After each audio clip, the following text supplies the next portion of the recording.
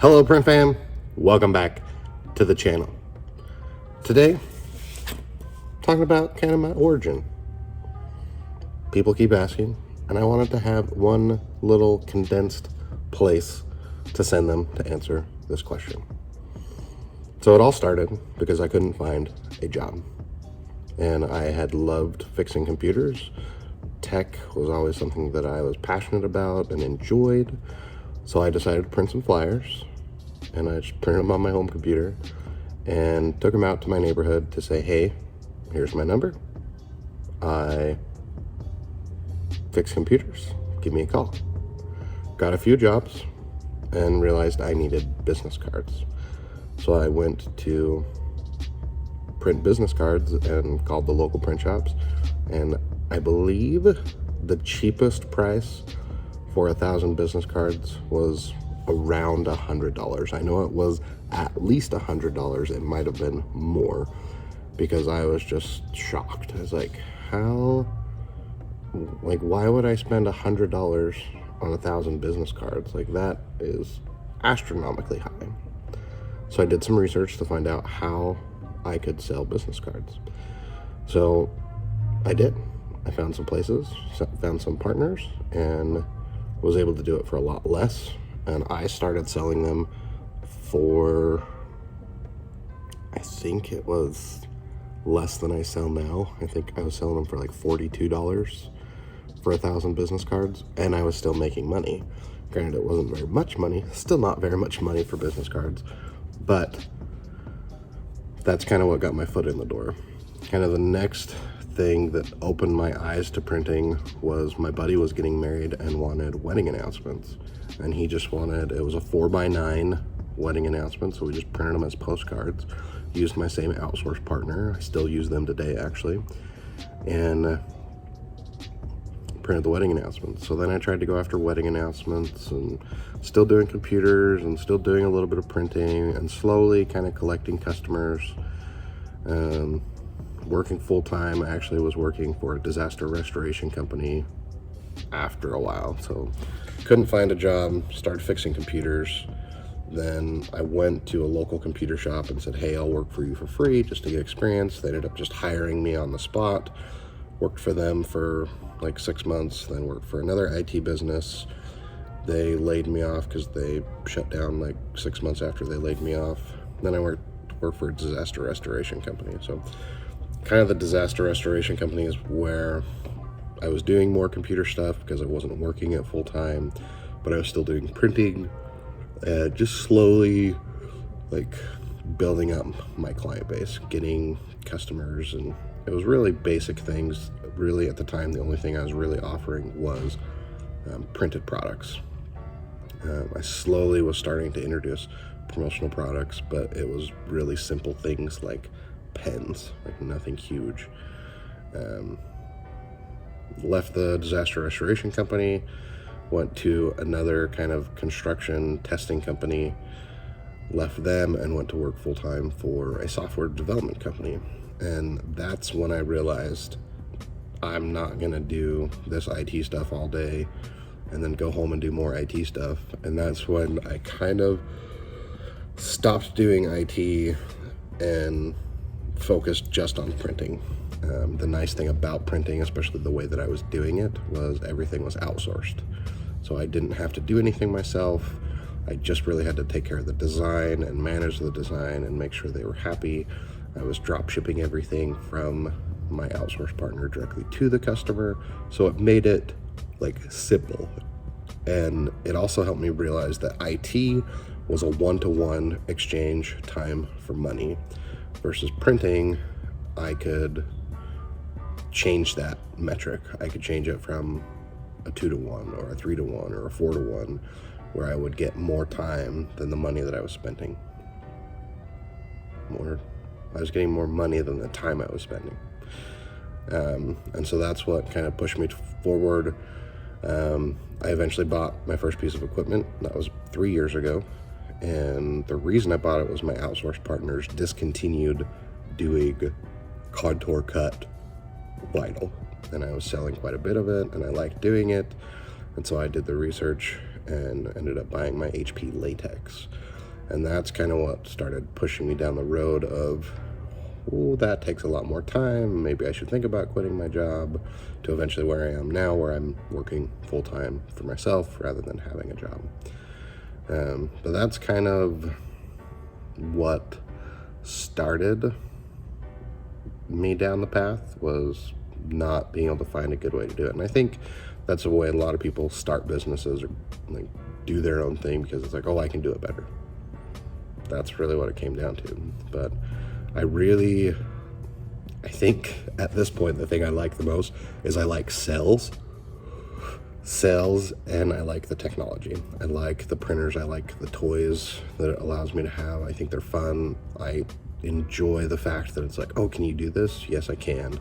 And like, I like having that at my disposal to be able to just make things and do things. It's just a lot of fun having the capabilities. So let me check my notes here for a second. I won't make you watch this, I'll check it and record again. So yeah, that's really about it. Started IT, decided I didn't like it because I was working it, and realized that it was a one-to-one exchange, and I wanted to be able to make more money. And that's like the beauty of equipment, is the equipment can work and make me money while I'm doing something else. So it allows you to magnify that. And it's the same thing with outsourcing. It's just you're using someone else to do it rather than having the equipment yourself. There can be higher margin by doing it yourself, but you can also spend more money. So like a lot of times on larger print projects, it's cheaper for me to outsource than to run it myself, just because how they're running it, they're able to do it cheaper, or they buy more paper, and so they're able to get paper cheaper. So there are advantages and disadvantages to doing it in-house versus outsourcing it. But that's kind of the origin. And that's now my business has officially been open for 13 years. 13 years. And I've been officially doing it for almost 2. Nope, 1.5. Math is hard. Math is hard. So if you have other questions related to this, or how I got started, or anything like that, let me know down in the comments. But I guess to like kind of finish the statement, when I first got started, I didn't, like I said, I outsourced everything.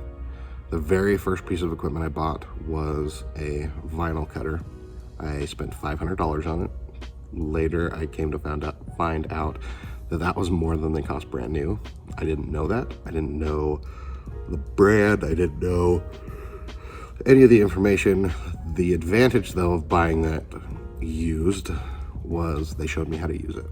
So I got some vinyl with it. I got the machine. I got the software.